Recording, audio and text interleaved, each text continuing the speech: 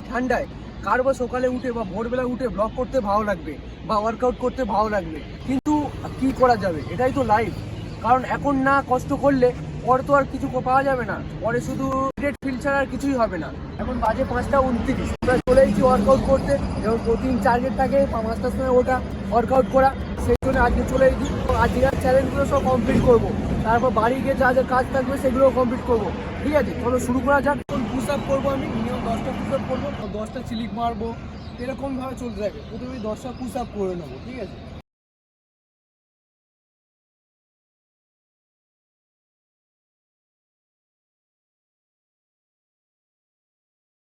আজ 5টার সময় যখন উঠি মনে হচ্ছে আর ভালো লাগছে না, এই ঠান্ডার মধ্যে আবার সেই বাইরে যাবো, ওয়ার্কআউট করব, শরীরকে মানে কষ্ট, শরীর চাচ্ছে না যে কিভাবে কি করব, ভালো লাগছে না, কি করবো। 5টার সময় উঠবো, তো তাও উঠে চলে এসেছি, কারণ হার মানবো না, টার্গেট পূরণ করতে হবে। কাক দেখেই বুঝতে পারছো এখন মিনিমাম 6টা বেজে গিয়েছে, কারণ কাক দেখে বুঝতে পারলেন। এবার বাড়ির দিকে যাওয়া যাক।